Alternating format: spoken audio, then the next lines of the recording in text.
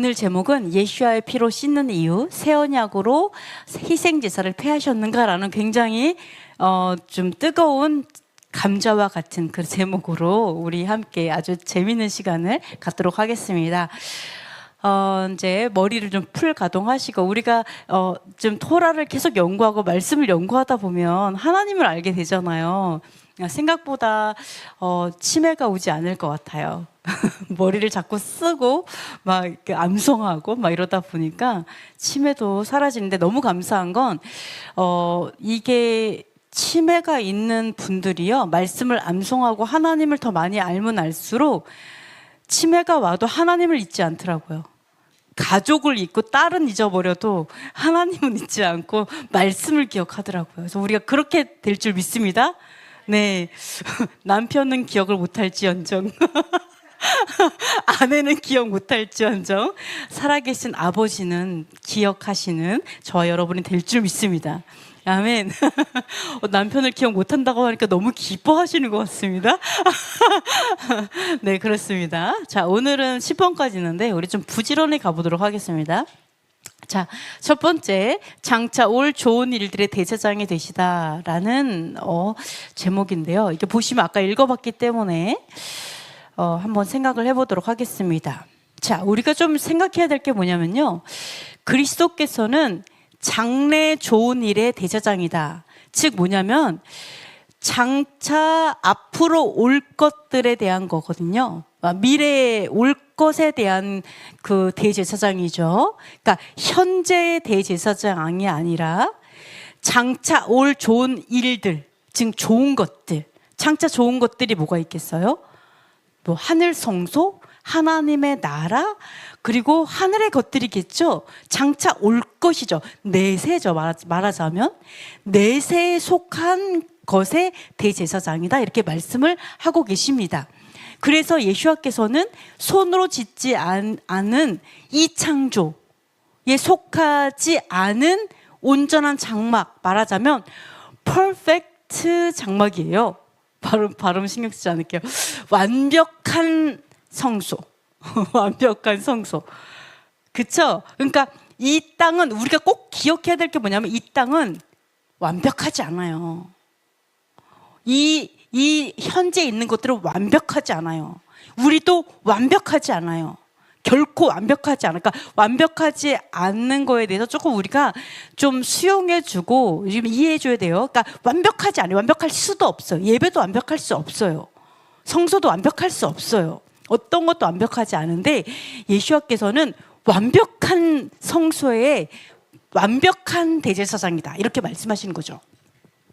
자, 이렇게 이야기를 하고 있습니다. 그러면서 뭐라고 하냐면, 자, 완벽한 성소의 완벽한 대제사장이시죠. 그러니까 완벽한 성소에서는요, 염소나 송아지의 피로 사용해서 속죄를 이루지 않겠죠. 그러니까 속죄를 하거나 어떤 정결하게 할 때 동물에 필요하지 않고 완벽한 희생 제물이 필요하기 때문에 그것을 위해서 예수와께서 완벽한 피로, 그러니까 흠이 없는 피, 말하자면 흠이라는 건 죄죠. 죄가 하나도 없는 완벽한 피로 영원한 속죄를 이뤘다, 단번에 성소에 들어갔다, 뭐 이렇게 이야기를 하고 있습니다. 자, 여기서 중요한 게 뭐냐면요, 현재에서 가장 거룩한 건 지성소죠. 현재 이 땅에서는요, 가장 거룩한 게 지성소예요. 거룩한 곳은 성소, 가장 거룩한 건 지성소. 이 땅에서는 우리가 이거 꼭 기억해야 될 게, 하늘에 있는 완벽한 것이 있으니까 이 땅에 거룩한 것이 이제는 거룩하지 않다가 아니에요.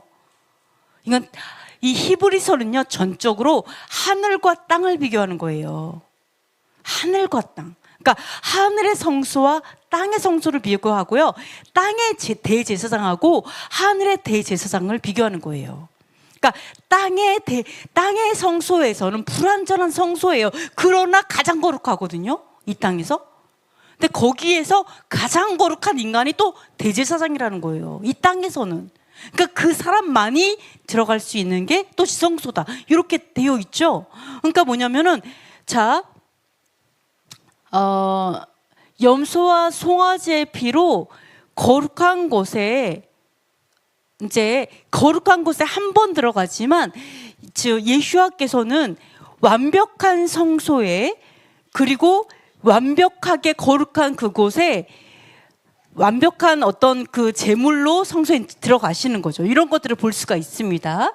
자, 어쨌든 넘어갈게요. 자, 그러면 우리가 좀 이런 생각을 할 수가 있어요. 자, 이제 스가랴서에 보면은요, 마지막 때를 예언하고 있죠. 자, 우리가 하늘의 성소와 땅의 성소가 있지만 하늘의 성소 시대일까요, 지금? 하늘의 성소의 시대가 이루어지진 않았어요. 그러니까 하늘의 성소가 열려는 있어요. 그러니까 우리가 영으로 예수와의 개혁 때문에 영으로는 하늘과 땅이 공존을 합니다. 그러나 우리가 육에 속했기 때문에 하늘 성소에서 있진 못하죠. 그죠? 하늘 성소에서 아버지의 얼굴을 볼 수는 없어요. 그죠? 하늘 성소가 이루어지지는 않은 시대를 살고 있거든요. 그러면 하늘 성소는 언제 이루어질까요?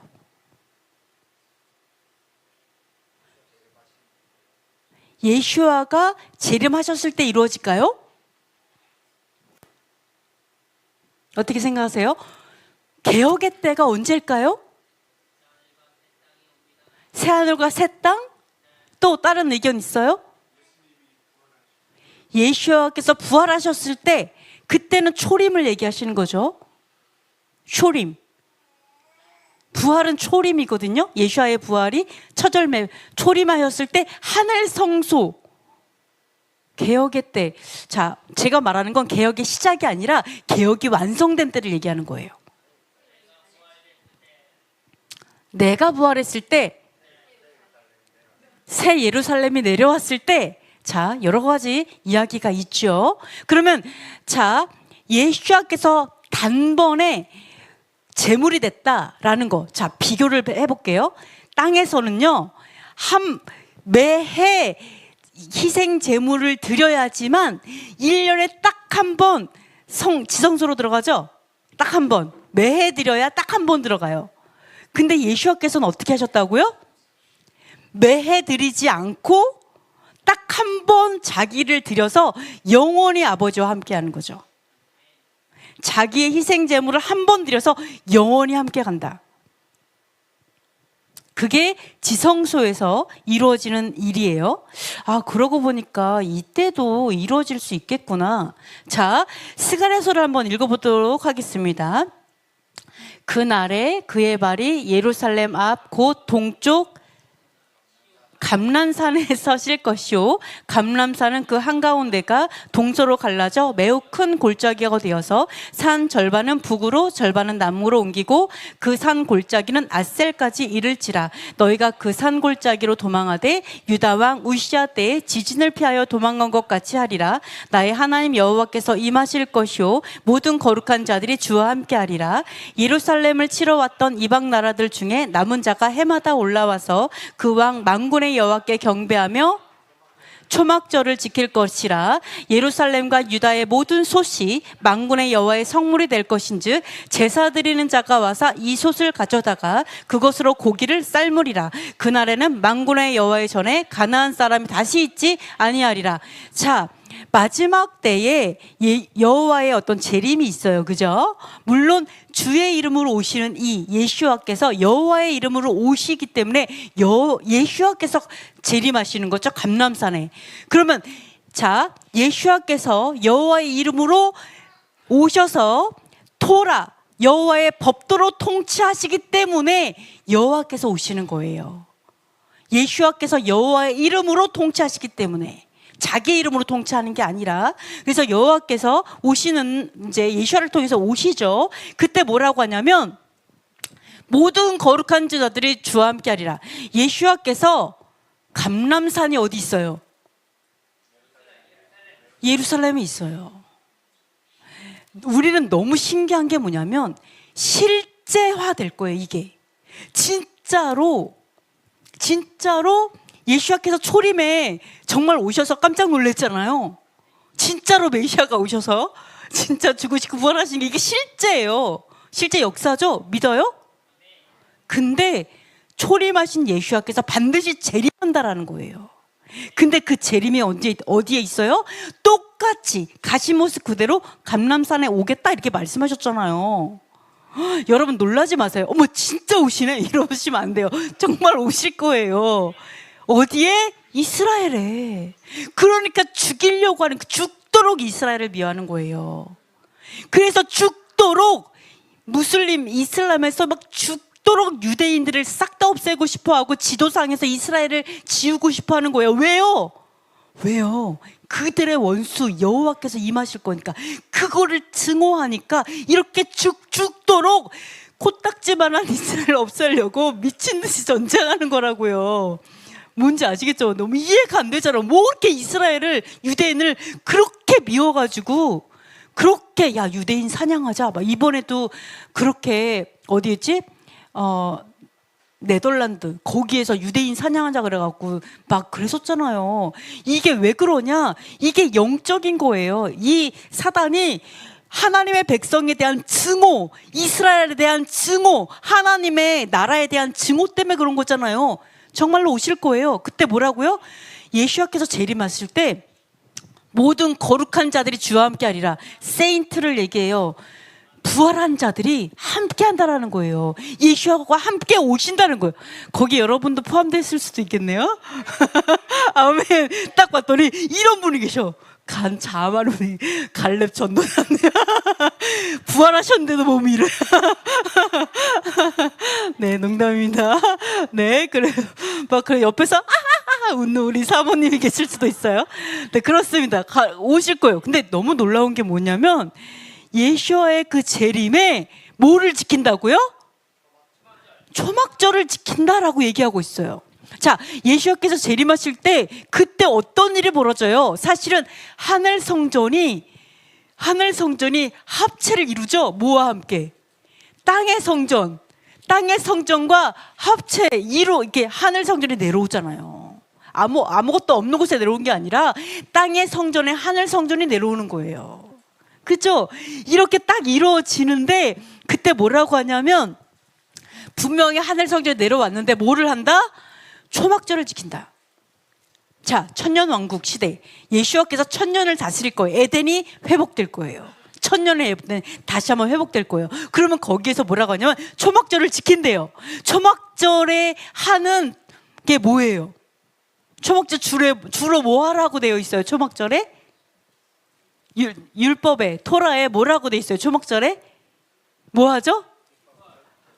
맞아요. 맨날 제사 드려요. 맨날 소 첫째 날 둘째 다 제사예요. 사실은 여호와의 절기는 제사해야 대한 거예요. 여호와의 절기는 제사예요. 근데 뭐라고요? 솥이 다 여호와의 성물이 될 것이다. 이 희생 제물을 위한 솥이 거룩한 하나님의 도구가 되어서 그리고 제사 드리는 자가 고기를 삶을 거예요. 여호와께 드리기 위해서 고기를 삶는다는 이야기를 하고 있어요. 여호와께 드리고 또한 그 고기를 삶고 하겠죠. 이러한 제사를 위한 것들을 얘기하고 있어요. 그러면 예수와께서 재림하시고 하늘 성전이 이 땅에 내려왔을 때 제사가 있어요, 없어요? 제사가 있어요. 제사가 있어요. 하늘 회복하신다라고 분명히 되어 있어요. 그죠? 그렇다면 우리가 뭐를 알 수가 있냐?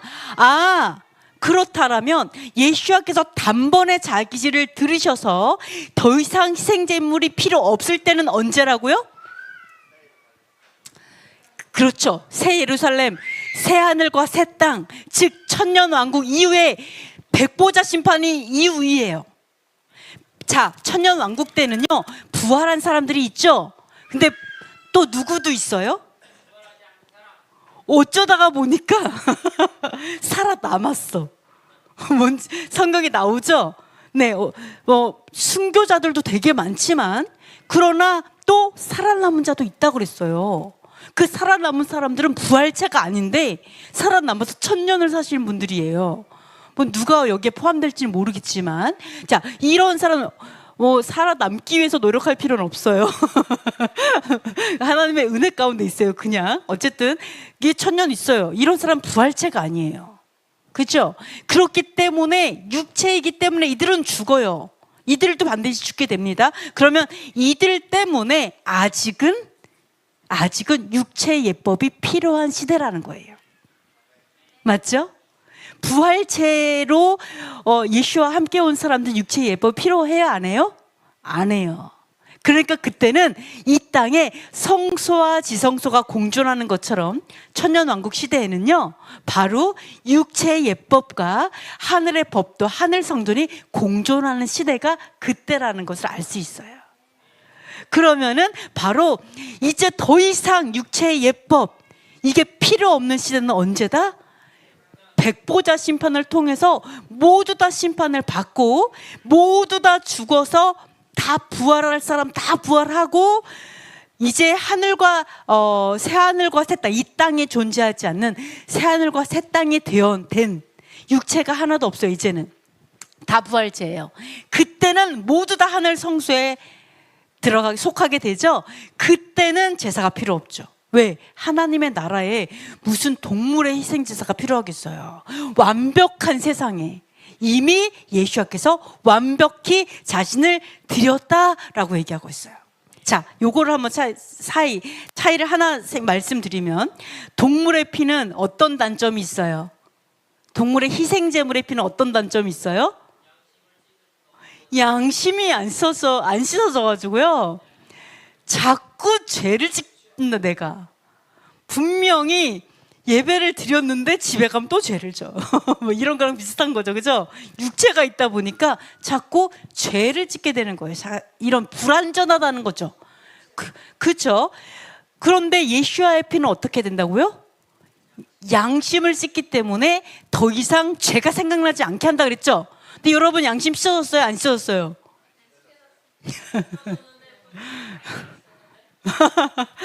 자, 분명히 씻겼는데 근데 자꾸 죄가 생각나죠. 자꾸 죄를 짓게 되죠. 그죠? 이게 바로 공존하는 거예요. 공존이에요. 내가 하늘을 살려고 노력하는 요, 이 땅에서 하늘을 살려고 개혁이 시작됐지만 완전하지 않아요. 왜? 육체를 아직 안 벗었기 때문에. 근데 내가 만약에 하늘 성소에 완전히 속한 사람이다 그러면 죄를 안 졌어야 되지. 하나도 안 져야 되는 거죠. 근데 아직은 개혁이 완벽히 이루어지지 않았다는 걸 알 수가 있어요. 그래서 우리는 중간 과도기에 있다. 그리고 온전한 개혁을 이루기까지 죄와 싸워야 되는 숙제가 우리에게 남아있다는 것을 알 수가 있습니다. 자, 그래서 이게 나오죠. 그래서 자, 고린도전서 읽어보겠습니다. 아담 안에서 모든 사람이 죽은 것 같이 그리스도 안에서 모든 사람이 삶을 얻으리라. 그러나 각각 자기 차례대로 되리니 첫째는 첫 열매인 그리스도요, 다음에는 그가 강림하실 때에 그리스도에게 속한 자요, 그 후에는 마지막이니 그가 모든 통치와 모든 권세와 능력을 멸하시고 나라를 아버지 하나님께 바칠 때라. 그가 모든 원수를 그 발 아래에 둘 때까지 반드시 왕노릇하시리니 맨 나중에 멸망받을 원수는 사망이니라. 아멘. 자, 보시면은요, 그리스도 안에서 다 생명을 얻을 거다라고 얘기하는데, 맨 첫 열매는 그리스도이고, 또 예수께서 강림하실 때 부활이에요. 맨 첫 번째 부활은 예수죠. 두 번째 부활은 언제냐면, 예수께서 강림하실 때 그리스도에게 속한 자, 아까 뭐라 했어요? 모든 거룩한 자들이 함께하리라 딱 나와 있죠. 그들이 부활 다음 열매들이에요. 그 다음에 마지막 날이 됐어요. 마지막 때는 그건 뭐예요? 천년왕국 이후예요.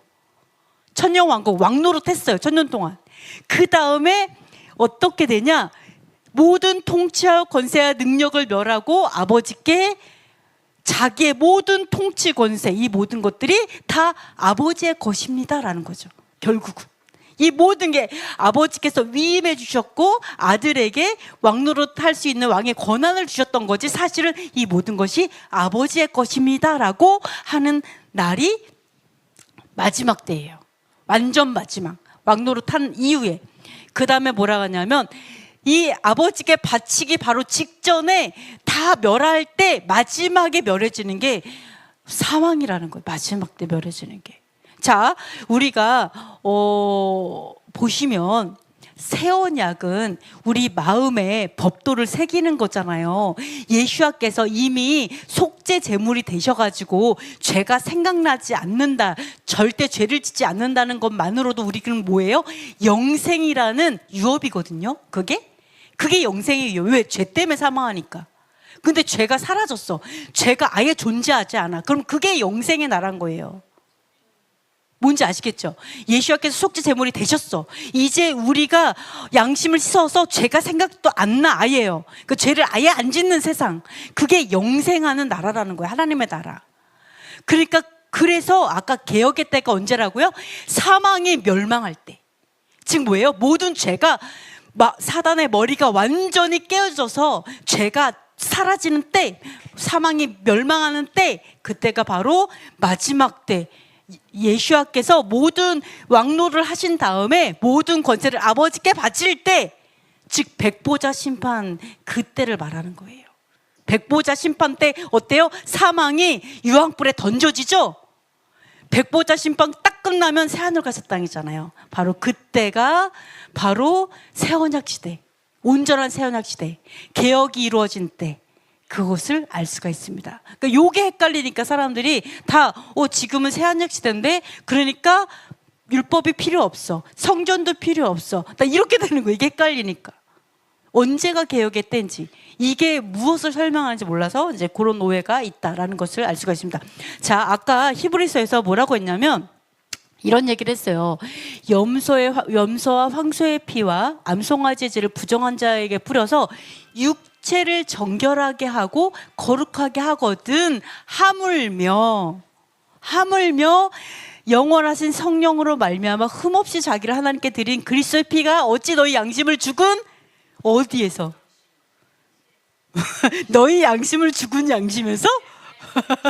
네, 죽은 행실에서 깨끗하게 하고 살아계신 하나님을 섬기게 하지 못하겠느냐, 뭐 이런 얘기를 하고 있어요. 여기서 사용하는 성경이 얼마나 논리적인 책인지 몰라요. 성경을 논리적으로 설명하지 않으니까 아주 똑똑한 분이 교회를 다 떠나는 거예요. 하나님을 떠난 거예요. 이해가 안 되는 거예요. 말이 안 되니까, 말씀이. 그러니까 교회에 똑똑한 사람이 다 사라져 버리는 거예요. 왜요? 말씀이 이상하게 풀어서 그래요. 성경은 상당히 논리적인 책이에요. 자, 성경에서 사용하는 논증법이 있어요. 여기에서 사용하는 논증법은 점증법이에요. 점증법. 자, 보시면 뭐라고 하냐면 염소와 황소의 피, 요 피를, 요것만 할게요. 염소와 황소의 피를 부정한 자에게 뿌려서 육체를 정결하게 하고 거룩하게 하거든 하물며, 이런 얘기하죠. 하물며 예수의 피는 얼마나 더 거룩하게 하겠냐, 뭐 이런 얘기잖아요. 여기서 우리가 이거를 어떻게 풀이를 하냐면 예수의 피는 이렇게 해서 정결하게 해, 양심까지 정결하게 해. 그런데 동물의 어떤 희생제물의 피는 그렇지 않아, 그러니까 그건 필요 없어, 이렇게 얘기를 하는데 성경 그렇게 말하지 않아요. 어떻게 말해요? 자, 염소의 피가, 예를 들어서 염소의 피가 부정한 자의 육체를 정결하게 하고 거룩하게 한다가 진리여야 해요. 이게 진리여야지 그 다음도 진리인 거예요. 땅의 성소가 진리여야지 하늘의 성소가 진리인 거예요. 똑같아요. 이 우리의 육체가 진리여야 우리의 부활체가 진리인 거죠. 맞아요? 그림자가 진리여야 실체도 진리인 거예요. 똑같은 거예요. 자, 성경에는 이렇게 얘기해. 자, 이게 진리 아니냐라고 얘기하는 거예요. 자, 희생제물의 피가 육체에게 뿌려져서, 부정한 자의 육체를 뿌려서 거룩하게 하지 않냐, 정결하게 하지 않냐, 맞잖아 라고 얘기해요. 맞잖아. 네, 맞아요. 그러니까 뭐예요? 그런데 그게 진리라면 예수 앞에는 얼마나 더 정결하게 하겠냐, 이렇게 가야 돼요. 맞죠? 그러면서 뭐라고 하냐면, 자, 이게 진리인데 하물며 예수 앞에는 흠이 없어요. 죄가 없어요. 완벽한 피인 거예요. 완벽한 속죄 제물인 거예요. 그 완벽한 속죄 제물의 피는 얼마나 우리의 양심을 깨끗하게 하고 거룩하게 해서 살아계신 하나님을 섬기게 하지 못하겠느냐, 이렇게 말하는 거죠. 자, 동물의 피가 우리의 육체를 이렇게 깨끗하게 하고 거룩하게 정결하게 하는데, 자, 그러는데 용도가 달라요. 여러분, 용도가 다른 거 꼭 기억하세요. 용도 달라요. 육체를 씻는 게 동물의 피래요. 하나님께서 희생제물의 피라 그래서 희생제물의 피. 그런데 이게 자, 그렇다라면 우리의 영혼을 씻는 거, 이게 예수와 피는 얼마나 더 깨끗하게 하겠느냐라고 얘기했습니다. 그래서 이거는 우리가 꼭 기억해, 정증법을 사용했구나. 하나님의 토라가 진리이기 때문에 하늘의 토라가 진리라는 거죠. 자, 이런 것들을 볼 수가 있습니다. 뭐 토라가 다르지 않아요. 그러나 자, 그러면 요걸 한번 볼게요. 자, 죽은 행실이 뭘까? 아까 여기서 뭐라고 하냐면 그리스도의 피가 하는 역할은 죽은 행실에서 깨끗하게 해갖고, 자, 양심을 씻는다라는 의미가 뭐냐? 우리의 영을 씻는다는 의미는 죽은 행실을 깨끗하게 한다는 거거든요. 양심을 씻는 게 죽은 행실을 깨끗이 하는 거예요. 그럼 죽은 행실이 뭔지 생각해 볼게요. 자, 여기서 뭐라고 하냐면, 자, 죽은 행실이란 무엇일까? 하나 물어볼게요. 죽은 믿음이 뭐예요? 죽은 믿음이 율법대로 살지 않는 거, 네, 준행하지 않는 거. 또 죽은 믿음이 뭘까요? 또 다른 의견 있나요? 죽은 믿음, 믿지 않는 거. 죽은 믿음, 믿지 않는 거. 또 불순종하는 거. 또 네, 행동으로 드러나지 않는 거. 다 맞아요. 자, 잘 보세요. 죽은 믿음, 믿음이 죽었잖아요. 그러니까 안 믿는 거죠. 쉽게 말하면 안 믿는 거예요. 근데 너무 신기한 게 뭐냐면 죽은 믿음은요, 믿음이 없는 게 아니고 행함이 없는 게 죽은 믿음이다라고 야고보서에 나오죠. 행하지 않으면 죽은 믿음인 걸 알지 못하느냐. 너희가 믿음으로 너희를 너의 믿음이 너를 구원하겠느냐, 뭐 이런 얘기 하잖아요. 야고보서 2장에 믿음이 구원하는 게 아니다, 뭐 이런 얘기를 해요. 왜요? 죽은 믿음이 존재하기 때문이죠. 정말 신기한 게 뭐냐면요, 이게 야고보서가 왜 그 얘기를 했냐, 내가 하나님을 믿는다고 생각한다는 거죠.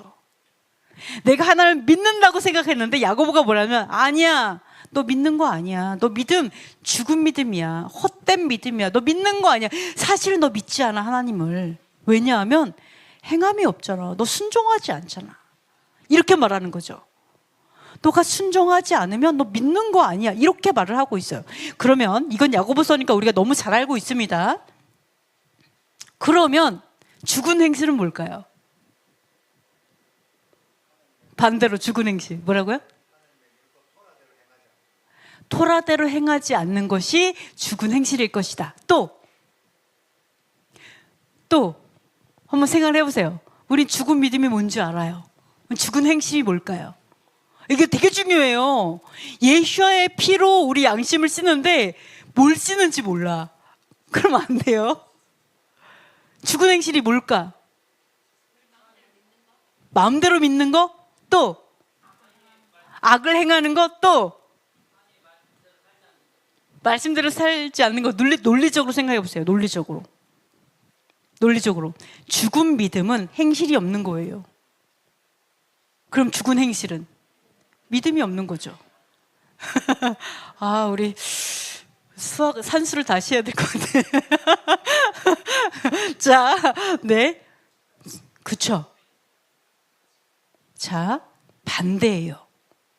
죽은 믿음, 난 믿는다고 생각했는데 너 순종하지 않는 게 그게 무슨 믿음이냐라고 얘기해요. 그럼 나는 행하고 있어. 난 토라를 행한다고 생각해. 행해. 근데 뭐라고요? 너 하나님을 신뢰해? 너 진짜 하나님을 믿어?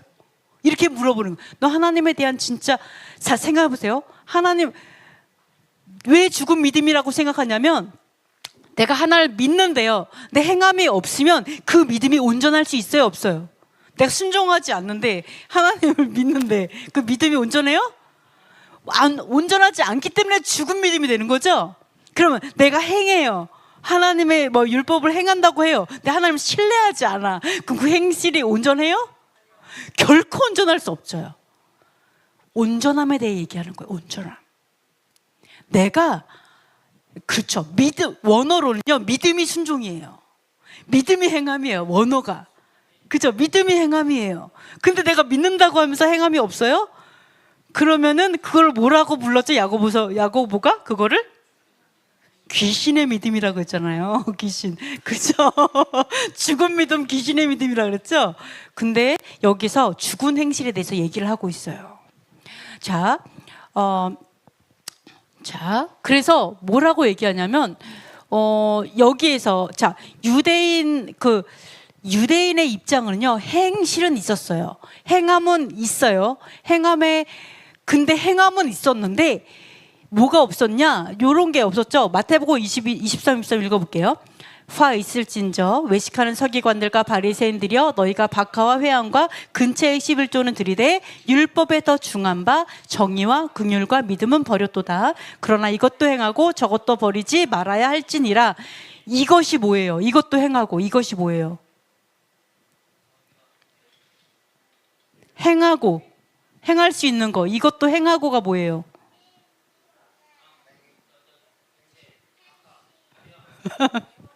그렇죠. 11조 말하는 거 11조 행하는 거. 물론 11조를 대표적으로 얘기한 거고요. 율법을 말하는 거죠. 이것도 행하고 저것은 뭐예요? 그렇죠. 정의, 긍휼, 믿음. 자, 사실은 믿음, 그다음에 믿음, 긍휼, 사랑, 정의가 소망이에요. 믿음, 소망, 사랑이에요. 사실은 번역을 이렇게 해서도 믿음과 소망과 사랑이에요. 정의가 있기 때문에 법도가 세워져 있기 때문에 우리가 소망할 수 있는 거거든요. 그렇죠. 그게 소망이에요. 그래서 소망. 자, 믿음, 소망, 사랑 뭐라고 해요? 완전함을 말해요.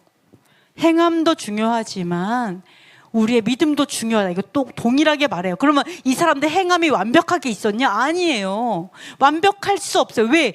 하나님에 대한 신뢰가 없기 때문에 이 행함도 불완전해요. 이거에 대해서 이야기한 거예요. 그러면 야고보서는 왜 죽은 믿음을 얘기했을까요? 그때 당시에는 이방인들이 많이 들어오기 시작하죠. 그러면서 사도 바울이 율법의 행위에 대해서 엄청 지적했어요. 율법의 행위. 그건 아니다. 그걸로 구원받는 게 아니라 이런 얘기했어요. 그러면 율법을 거절한 거예요? 아니면 율법의 행위를 거절한 거예요? 율법을 거절한 거예요? 율법의 행위를 거절한 거예요? 자, 율법은 이거 다예요. 믿음, 소망, 사랑도 율법입니다. 그것도 율법에서 더 중요한 파트가 믿음, 소망, 사랑이에요. 왜요? 율법의 강령이 하나님 사랑, 이웃 사랑이잖아요. 원래 율법이 그래요. 자, 사도 바울이 거절하는 건요, 죽은 행실이에요. 여러분, 이게 헷갈리니까 자꾸 율법을 거절하는 거예요. 사도 바울이 그렇게 거절한 건요, 죽은 행실이에요. 행한다고 겉만 행하는 척하는 자들. 근데 진짜 하나님은 안 사랑하는 사람들. 사실은 하나님 신뢰하지 않는 사람들. 그러니까 행위도 온전하지 않은 사람들.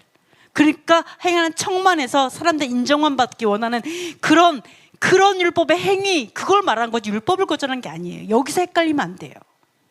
자, 그래서 여기서는 뭐예요? 이것 때문에 율법의 행위만 있는, 사실은 껍데기만 있는 사람들 때문에 죽은 행실을 얘기한 거예요, 사도 바울이.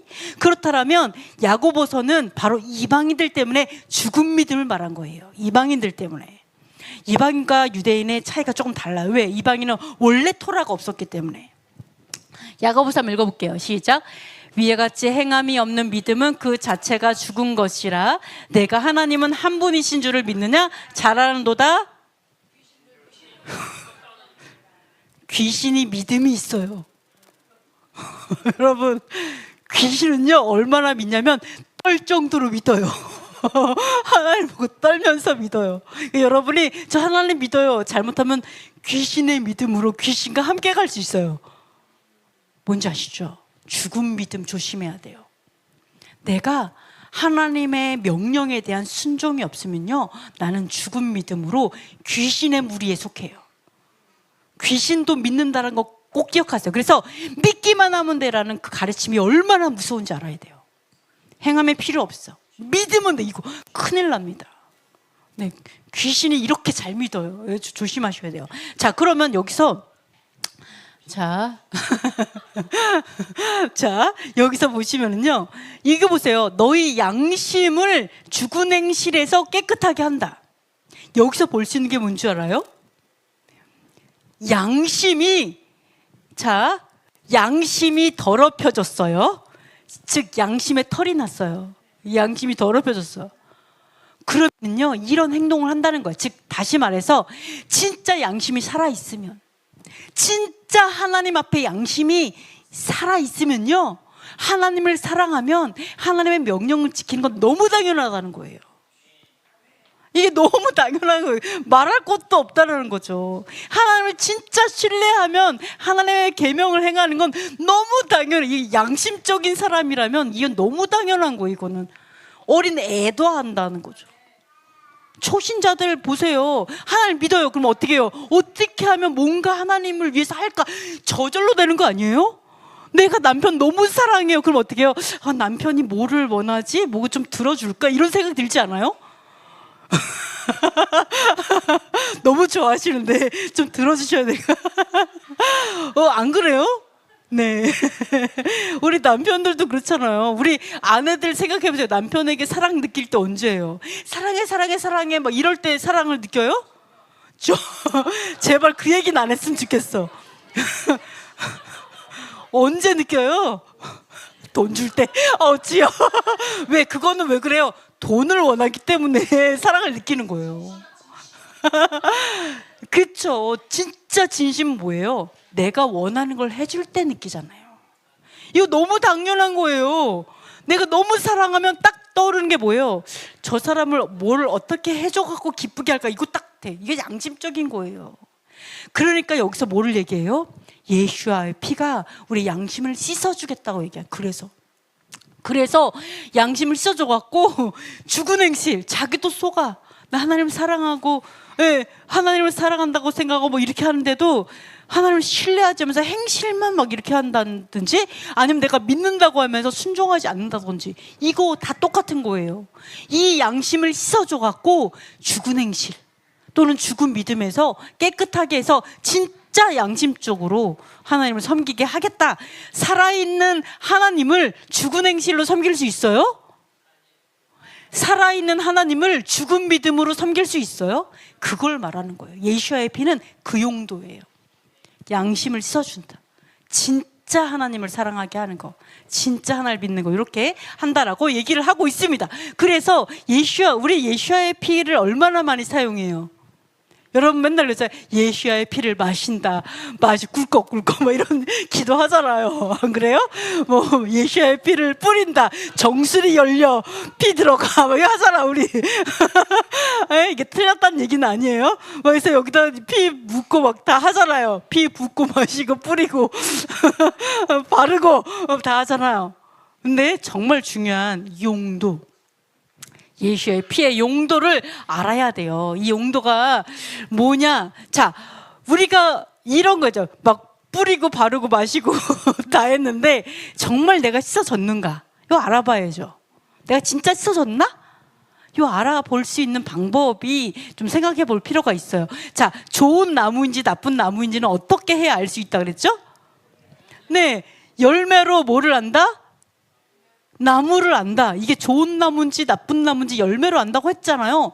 마찬가지로 우리의 열매로 내가 정말 그리스도의 피로 씻겼는지 안 씻겼는지 알 수 있다는 거예요. 열매로. 그러면 자, 어떤 열매가 맺어져야 될까요? 그리스도의 예수와의 피로 우리가 씻기면 성령의 열매. 우리는 거의 핑퐁 게임인 것 같아. 거의 이 럭비공이 어디로 튈지 모르겠어. 네, 네. 그렇죠. 또, 네, 네. 뭐라고요? 순종의 열매. 또, 성품의 변화. 또, 사랑의 열마, 성화, 그리스도의 피에 씻겨지면 어떻게 돼야 될까?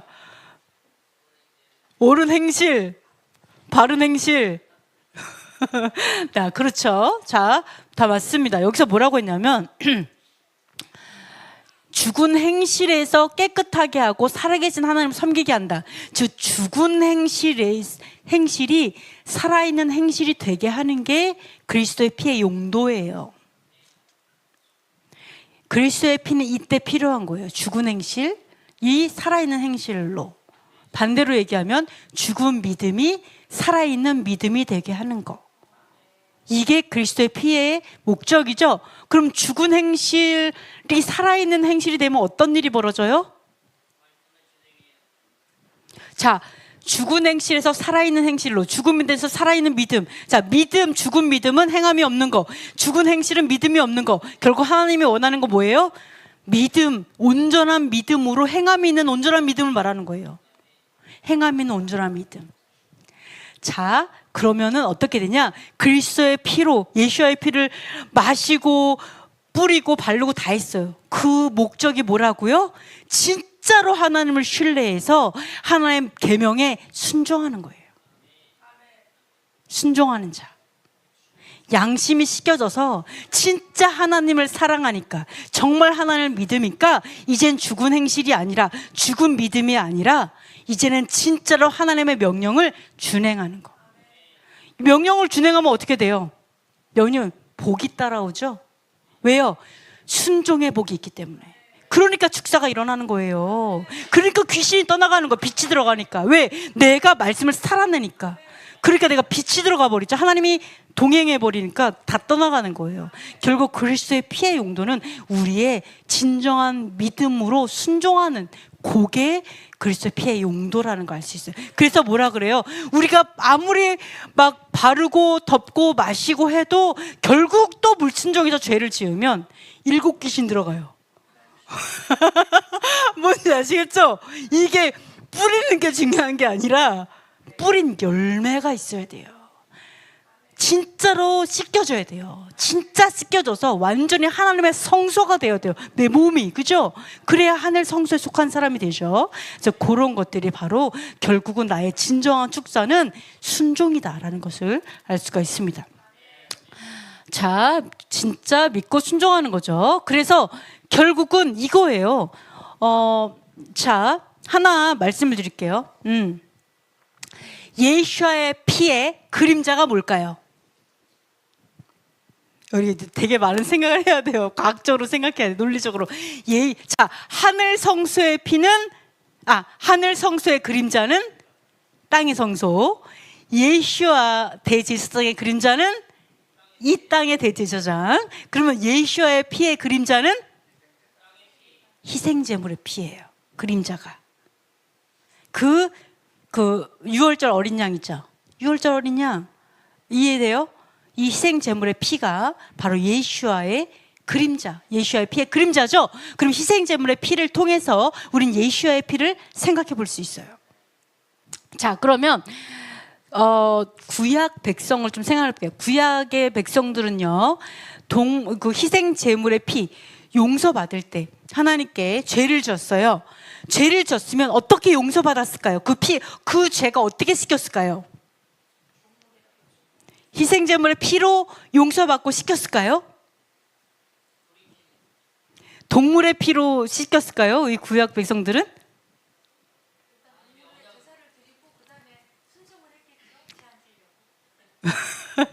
자, 만약에 구약 백성이 만약에 동물의 희생제물의 피로 죄가 씻겼다면 계속 제사만 드리면 돼요. 안 그래요? 그 예수님께서 오실 필요가 없죠. 그냥 동물의 희생제물로 이렇게 죄를 씻고 계속 가니까 뭐 그렇게 연결을 안 해도 되지만 어쨌든 그렇지 않아요. 동물의 희생제물의 그 피가 죄를 씻지 않아요. 근데 성경에 죄를 씻는다고 나오죠. 자, 요거를 어떻게 설명할 수가 있냐면, 하나님께서 어떻게 했어요? 용서하실 때 그 사람이 죄를 졌어요. 그럼 1차적으로 뭐가 필요해요? 진정한 회개가 있어야 돼요. 진정한 회개, 진정한 돌이킴, 그 다음에 토라에 순종하고, 그러나 죄를 졌지만 진정한 회개를 하고 그 다음에 가서 속죄 제사를 드리죠. 그때 용서가 되는 거예요. 그때 그 사람을 용서하죠. 그러나 내 죄의 대가에는 지불하죠. 이게 구약에서 안 그랬어요? 구약 백성들 그렇게 하죠. 내가 속죄 제사라는 하나님이 어떤 제도를 주셨어요. 죄 씻는 제도를. 그러나 이 사람이 죄는 지으면서 속죄 제사를 드려요.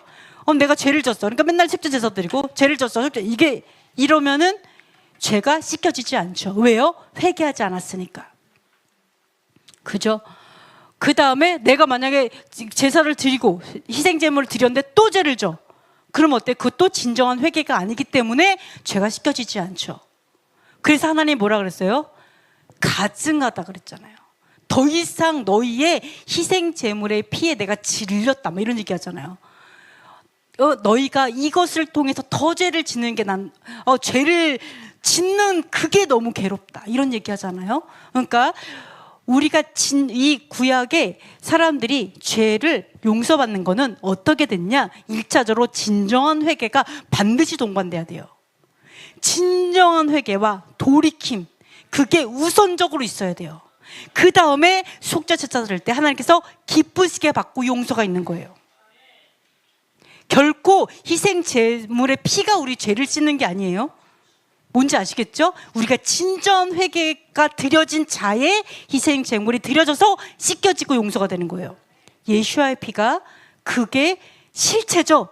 예수와의 피는 실체예요. 하늘 성소에서. 그러면 우리가 이렇게 오해하는 게 있어요. 예수와의 피는 우리의 죄를 씻어줘. 그러니까 우리가 아무리 죄를 져도 예수를 믿고 천국 갈 수 있어. 이렇게 얘기해요. 맞아요? 맞아요? 우리가 아무리 죄를 진다 해도 우리는 죄를 지을 수밖에 없으니까 죄를 짓고 그 다음에 예수의 피가 나를 씻겨주시니까 천국 가. 예수님만 믿으면 돼. 예수님이 하나님의 아들인 것만 믿으면 돼. 맞아요? 귀신도 믿는다니까요. 그 귀신이 제일 먼저 천국 가게요? 그렇지 않아요. 어떻게 된다? 그림자라고 했죠? 뭐예요? 진정한 회개, 진정한 돌이킴으로 하나님의 계명에 순종하는 자들이 결국 예수의 피를 속죄가 되는 거예요. 그날에. 맞아요? 맞아요. 이런 걸 알 수가 있어요. 왜? 예수의 피는 우리의 영혼을 씻는 거니까. 우리의 인생에 예수의 피가 적용이 되는 거예요. 그래서 이 그림자와 실체를 보시면 구약 백성도 결코 이 동물의 피로 그냥 씻겨져서 이런 게 아니라는 거예요. 그들에게도 반드시 진정한 회개를 한 자들이 그 제물이 이 제물이 효과가 있었던 것처럼, 가인과 아벨처럼. 뭔지 아직 무조건 예배드린다고 되는 것이 아니다라는 것을 우리가 알 수 있어요. 그래서 우리는 이게 반드시 필요해요. 자, 한번 베드로서 읽어볼게요. 친히 나무에 달려 그 몸으로 우리 죄를 담당하셨으니 이는 우리로 죄에 대하여 죽고 의에 대하여 살게 하려 하심이라. 그가 채찍에 맞음으로 너희는 나음을 얻었나니. 아멘. 자, 오늘 좀 짧게 할 수도 있어요. 10원까지 안 갈 수도 있어요. 자, 그래서 자 보세요. 그래서 우리가 이 땅을 예수님께서 죽으셨어요. 왜 죽으셨다고요? 죄에 대해서 죽으라고. 더 이상 죄 짓고 살지 말라고. 온전한 회개를 통해서 의에 대해서 살으라고. 그것을 위해서 예수님께서 죽고 그 개혁의 시작이죠. 그거를 우리 인생 가운데 이루어야 돼요. 그래야지만 예수의 그 피가 우리에게 적용된다라는 것을 우리가 좀 알 수가 있습니다. 좀 계속해서 볼게요. 좀 어려운 부분이 있어요. 자, 뭐라고 얘기했냐면 이런 얘기했어요. 자, 예수께서는 새 언약의 중보자시니 이는 첫 언약 때에 범한 죄에서 속량하려고 주구사 부르심을 입은 자로 영원한 기업, 영원한 유업이죠. 유업을 약속으로 얻게 하려 하심이라. 이렇게 이야기를 하고 있습니다. 자, 예수께서는 새 언약의 중보자죠. 새 언약의 중보자. 근데 뭐라고 한 줄 알아요? 예수께서 하시는 역할이 첫 언약 때 범한 죄를 속량하려고 죽으셨어요. 첫 언약 때 범한 죄를 속량하려고. 이게 무슨 말일까요? 첫 언약 때 범한 죄를 속량하려고 죽으셨다. 죽으신 이유죠. 그러면서 이 속량을 얻은 사람들이 어떤 기업을 얻는다고? 유업을? 영원한 유업. 즉 영원한 하늘나라, 영원한 생명, 그러니까 기업 자체가 영원한 거예요. 그러니까 영원한 기업을 위해서 예수와께서는 첫 번째 언약 때 지은 죄를 속량하려고 죽으셨다라고 말하고 있어요. 자, 속량한다. 속량은 구원이랑 같은 단어이긴 해요. 그 대상이 누구라고요? 첫 번째 언약. 여러분 기억하세요. 예수와께서는요, 첫 번째 언약 백성에 대한 속량이에요. 첫 번째 언약에서 지은 죄를 속량하려고 죽었어요. 그러면 하나 제가 질문할게요. 구약 백성은 구원받을 수 있을까요? 받을 수 있을 것 같아요. 왜요? 구약 백성은 어떻게 구원받을까요? 토라를 준행했으니까.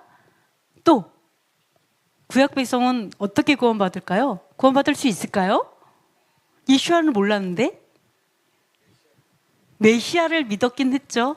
근데 예수와는 몰랐잖아요. 어떻게 구원받았을까요? 말씀에 순종해서. 힘들 것 같아요. 네? 첫 번째 언약을 주셨으니까. 또 첫 언약을 진심을 다해 지켰으니까.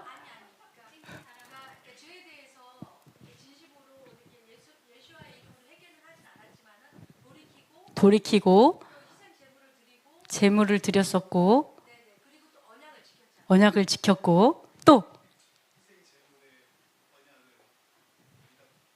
희생 제물의 언약을 지켰고. 네, 또 있어요? 자, 여기서 정말 중요한 게 뭐냐면, 자, 예수와의 피가 어떻게 적용된다 그랬어요? 첫 언약 때에 범한 죄에서 속량하려고 죽었다.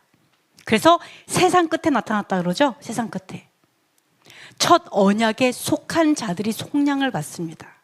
이거 분명히 기억해야 돼요. 예수와의 그 마지막 때의 속량, 우리의 모든 죄를 속량하셔가지고 하늘나라로 들어갈 때 그 예수와의 피가 적용되는 바로 그게 대상이 누구냐? 첫 언약에 속한 자들이에요. 첫 언약에 속해서 그 천약에 속했다 우리가 불완전하니까 죄도 짓고 막 이러잖아요. 그러면서 죄와 싸우고 막 난리를 하죠. 그러나 그 죄가 완전히 양심까지 씻겨지는 그 때가 오는데 그 대상이 누구냐? 첫 언약에 속한 자들이에요. 그리고 그 첫 언약에 속해가지고 그 죄와 싸워 이긴 자들이에요. 그 첫 언약에 속한 구약 백성은 첫 언약에 속했어요? 안 속했어요? 속했어요. 구약 백성은 바로 예수와의 오심을 기다리고 있습니다. 영원한 유업을 얻게 되는 그날을 기다리고 있어요. 왜요? 첫 언약이 어떤 유업인 줄 알아요? 영원한 기업을 약속이 첫 언약이에요. 너 영생을 줄게, 이게 첫 언약이에요. 새 언약은 뭐예요?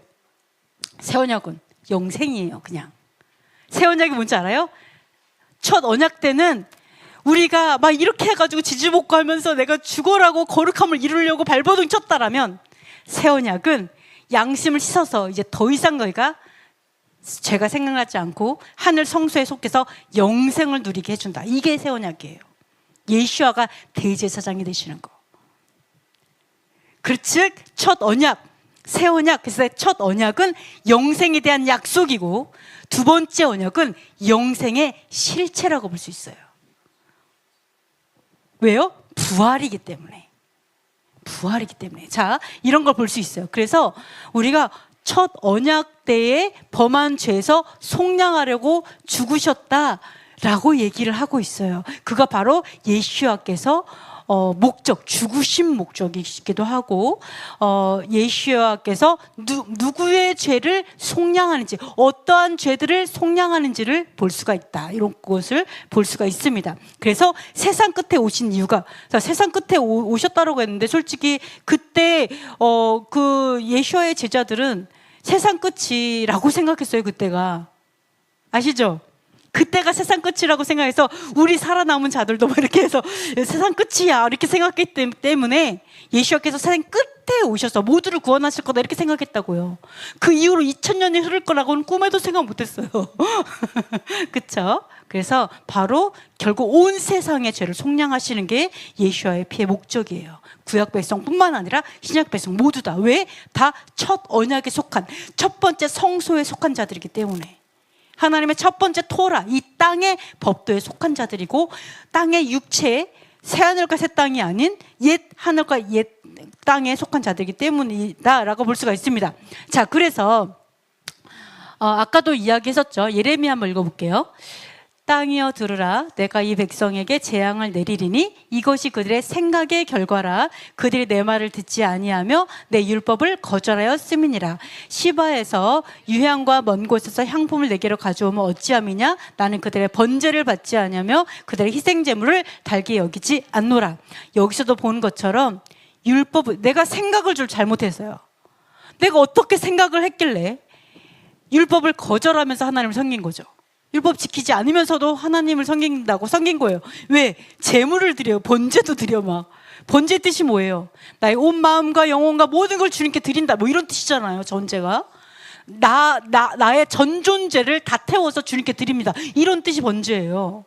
근데 생각이 좀 왜곡돼가지고 율법을 준행하지 않아요. 율법 지키지 않으면서 번제를 드리는 거예요. 그러니까 하나님 뭐라 그래요? 내가 너 번제를 받지 않겠다. 너 희생제물을 내가 싫어한다. 이렇게 말하잖아요. 그것처럼 희생 제물이 우리 죄를 씻는 것이 아니에요. 진정한 돌이킴이 반드시 수반돼야 돼요. 마찬가지로 예수와의 피가 우리 죄를 씻는 게 아니에요. 사실은 나의 전 존재를 향한 순종으로 돌이킨 자들이 씻음 받는 거예요. 맞아요? 여기서 죄와 싸우지 않으면 예수와의 피를 모독하는 거죠. 이런 것들을 우리가 이런 것들을 하나님의 어떤 토라를 통해서 이런 것들을 이해할 수가 있습니다. 자, 그래서 속량이라는 단어를 좀 찾아보시면요, 속량은요, 우리가 첫 번째 언약에서 범한 죄에서 속량한다라고 얘기를 하는데, 이 속량의 뜻은요, 구원이란 뜻이에요. 똑같은 단어예요. 번역을 속량이라고 한 거예요. 어디는 구원이라고 번역하고 어디는 속량으로 번역해요. 구원이랑 똑같아요. 구원이 뭐라고요? 벗어남이라고요. 즉 구원은 뭐예요? 죄에서 벗어난 게 구원이에요. 죄에서 건진 받는 것, 이게 바로 구원이에요. 그래서 아까 뭐라 해서요? 죄에 대해서 죽고 의에 대해서 살으라고 얘기하잖아요. 이게 바로 구원의 뜻이에요. 구원. 자, 벗어남. 근데 우리가 이거를 어떻게 생각할 수가 있냐면, 자, 요거 잠깐 볼게요. 예수와의 피가 첫 언약, 자, 그러니까 속량이 벗어남의 뜻이라 그랬죠? 그러면 우리가 이렇게 이해할 수 있죠? 예수와의 피가, 죽으심이 우리를 첫 언약에서 구원하는 걸까요? 아니면 죄에서 구원하는 걸까요? 첫 언약에서 벗어나게 하는 걸까요? 죄에서 벗어나게 하는 걸까요? 왜 그렇게 생각해요? 성경에 써 있잖아요. 그쵸? 성경에 써 있죠. 여기 봐요. 첫 언약 때에 범한 죄에서 벗어나게 하는 게 구원이에요. 요거 반드시 기억해야 돼요. 죄에서 벗어나게 하는 게 구원입니다. 내가 이 땅에서 죄에서 벗어나지 않으면 유황불이 준비되어 있어요. 그죠? 죄에서 벗어난 자들이 결국은 영원한 승리로 영생을 얻는 거잖아요. 근데 우리가 이걸 오해해요. 자, 구원이 벗어나는 건 알아요. 근데 여기를 오해해서 첫 언약에서 벗어나게 한다라고 이해하면 어떻게 된다? 율법에서 벗어나는 거예요. 율법에서. 뭔지 아시죠? 율법에서 벗어난다는 뜻이 뭐예요? 언약에서 벗어나는 거예요. 언약에서 벗어나니까 유업과 상관없는 사람이 됩니다. 우리가 너무나 많이 이렇게 가르침을 받아요. 율법에서 우리를 구원하셨대. 율법에서 우리를 건지셨대요. 이렇게 되면 어떻게 되냐? 그러면 율법에서 벗어나 버리니까 유업과 상관없게 되고 영생을 유업을 얻지 못하게 되는 유업과 상관없는 자로 완전히 이방인으로 만들어버리는 가르침이에요. 교리예요. 어떻게 생각하느냐에 따라서, 아까 생각의 결과에 따라서 완전 바뀌죠. 근데 만약에 첫 언약 때에 지은 죄에서 벗어나게 한다. 어차피 우린 첫 언약 시대입니다. 이 땅이 있는 한은, 육체에 있는 한은. 그럼 죄에서 벗어나게 하는 게 구원이다라고 생각한다면 어떻게 된다? 구원을 이루기 위해서 죄와 피 흘리기까지 싸우게 되는 거예요. 죄에서 벗어나야 된다고 생각하기 때문에. 왜? 구원이 죄에서 벗어나는 거니까. 뭔지 아시겠죠? 그러니까 내가 어떻게 이거를 구원의 개념을요, 율법에서 벗어나게 하느냐, 죄에서 벗어나게 하느냐, 요 두 가지를 오해하게 되면, 잘못하면 언약에서 빠져나가는 결과가 있을 수도 있고, 그러나 하나님이 원하는 건 뭐예요? 피 흘리기까지 죄와 죽도록 싸우기 원하는 거죠. 그게 구원의 의미예요. 그래야 거룩한 가정이 세워지고, 거룩한 다음 세대가 세워지고, 나라가 세워지지 않겠어요? 교회가 세워지지 않겠어요? 근데 요거에 잠깐 비틀어 버리면 완전히 끝이 달라져요. 내가 열심히 하나님을 섬겼는데 유황불이 될 수가 있다네요.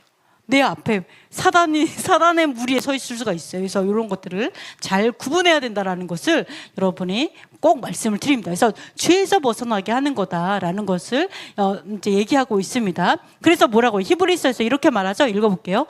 온전하게 되셨은즉 자기에게 순종하는 모든 자에게 영원한 구원의 근원이 되시고. 자, 첫 번째 부활 누가 하셨어요? 예수와. 그 다음에 마지막 때 우리가 마지막에 다 줄줄이 부활할 거 아니에요. 근데 누구에게 구원을 주신다고요? 구원의 창시자가? 순종하는 자. 이거 원어로 보면요, 이 자기는요 꼭 예수아처럼 보이죠? 원어는요 하나님이에요. 아버지께. 왜? 예수아께서도 아버지께 순종해서 구원받았어요. 그 다음에 진짜 원어를 보면요 바로 그에게, 아버지께를 말해요.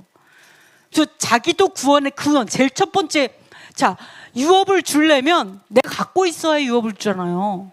예수께서 구원을 받아야, 영생을 유업으로 얻어야 영생을 주실 수 있죠. 그죠? 그 뒤따라오는 자에게 내가 부활을 해서 부활체를 입어야 그 유업을 나눠주실 수 있잖아요. 그 예수는 죽으셔야만 해요. 이 유업을 위해서도. 그러면 여기서 뭐라고 해요? 죽으셨지만 그 유업을 나눠줄 자는 누구라고요? 결국 순종하는 자에게 주겠다. 인생을 통해서. 여러분 너무 감사한 게 뭔지 알아요? 여러분 여기에 완전한 분 계세요? 나는 하나님 앞에 완전한 예배자야. 생각하는 사람 있어요? 불완전하죠? 불완전한데 나를 눈 하나 감고 이렇게 보잖아요. 그냥 됐어. 그 정도면 잘했어. 괜찮아. 왜요? 남은 인생 있잖아요. 아직 내일이 있잖아요. 오늘 죽을 수도 있지만 어쨌든 다음이 있잖아요. 그러니까 좀 더 잘해보자. 화이팅. 오늘은 여기까지가 최선이야. 괜찮아. 뭐 그럴 수도 있지. 인간이 다 그래. 그렇지만 우리 더 노력해보자. 더 잘해보자. 화이팅. 이렇게 하는 거잖아요. 내일 좀 더 열심히 하면 되는 거 아니에요? 약속했잖아요. 하나님이 거룩하게 해주시겠다고. 하나님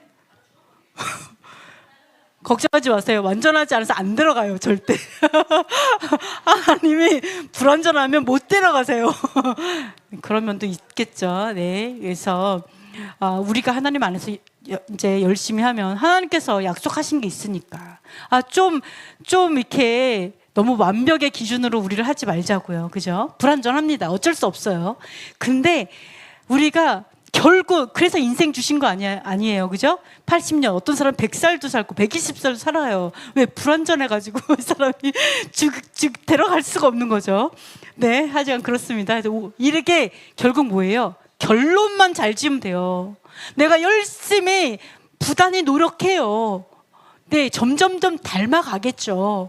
점점점 닮아가는데 결국 마지막 도장을 찍을 때는 순종하는 자로 찍자고요. 아시겠어요? 언제 죽을지 모르니까 항상 준비하고 계시면 좋겠어요. 강도 같은 마음 말고. 자, 그래서 결국 마지막 때 구원을 얻습니다. 내가 지금 구원 받았다가 아니에요. 그죠? 그래서 사도 바울 뭐라 해요? 구원을 연습하라. 그죠? 구원을 연습하고 구원을 이루라라고 얘기하잖아요. 두려워 없고 떨림으로 이루어야 되는 거예요. 그런 걸 얘기를 하고 있습니다. 그래서 우리가 결국은 그래서 우리가 결국은 이러한 얘기를 하고 있죠. 우리 요한일서 한번 읽어볼게요. 죄를 짓는 자마다 불법을 행하나니 죄는 불법이라 죄를 짓는 자는 마귀에게 속하나니 마귀는 처음부터 범죄함이라. 하나님의 아들이 나타나신 것은 마귀의 이를 멸하러 하심이라. 하나님께로부터 난 자마다 죄를 짓지 아니하나니 이는 하나님의 씨가 그의 속에 거함이요 그가 범죄하지 못하는 것은 하나님께로부터 났음이라. 여기서 구원의 개념을 완전히 세우세요. 구원의 개념. 내가 죄를 져도 뭐 예수와의 의로움으로 구원받겠지. 아니에요. 뭐라 그래요? 마귀의 자녀라고 하잖아요. 마귀의 일을 하면 마귀의 자녀라고 얘기해요. 조금 정말 우리가 깨어 있어야 돼요. 마귀의 우리 하나님의 백성들도 열심히 하나님을 섬기는 사람이 있고 날라리 신자들 있잖아요. 그죠? 날라리 신자들 있는 것처럼 마귀도 똑같아요. 사실은 마귀를 열심히 섬기는 자들도 있지만 날라리 마귀 신자들도 있어요. 내가 날라리 마귀 신자이다 보니까 양심 역사를 하는 거예요. 하나님 것 같기도 하고 막 이렇게 되게 곤란한 부분이 있죠. 그래서 우리가 나는 그래도 하나님의 백성이라고 믿는다고 중요한 게 아니에요. 그래서 우리가 하나님께서는 온전함을 얘기한다라고 그래서 온전하게 내가 자꾸 점검하면서 죄는 분명하게 마귀에게 속한 것이고 구원이랑 상관이 없습니다. 그래서 구원은 죄에서 벗어납니다. 그걸 반드시 기억했으면 좋겠어요. 죄에서 벗어납니다. 마귀에게서 벗어나는 것이 구원이다. 그래서 우리는 구원을 위해서 항상 매일 죽도록 싸워야 된다. 구원을 위해서. 나의 원수는 남편이 아니고 나의 원수는 아내가 아니고 물론 너무 사랑하기 때문에 그렇게 말할 수도 없어요. 나의 원수는 어떤 사람, 환경이 아니라 그 마귀는 죄다. 불법이다. 그게 마귀다. 요거를 우리가 좀 명확히 하면서 좀 삶을 살아가면 좋겠습니다. 여기서부터 다음 시간에 할게요. 너무 좋죠? 7, 8, 9, 10 다음 시간에 하도록 하겠습니다. 아주 너무너무 재밌는 파트들이지만 우리 다음 시간에 할게요. 배운 것들이 많으니까 우리 이제 자, 그러면 우리 기도하고 마치도록 하겠습니다. 자, 예수의 피로 씻어 순종하는 하나님의 백성이 되게 하소서. 죄에서 벗어나 유업을 얻는 성도가 되게 하소서. 땅의 성소와 하늘 성소, 첫째 언약과 새 언약을 깨닫게 하소서. 율법을 회복하여 예수의 길을 예비하는 자가 되게 하소서. 이스라엘을 전쟁과 테러에서 지키시고 예루살렘에 샬롬을 주소서. 한국 교회 안에 반유대주의, 반율법주의, 대체신학, 헬레니즘의 진이 무너지게 하소서. 북한 전체주의 정권이 무너지고 자유복음 통일이 속히 이루어지게 하소서. 토라의 깃발을 든 교회들과 사역자들이 우죽순처럼 일어나게 하소서. 제가 우리 잠시 기도하겠습니다.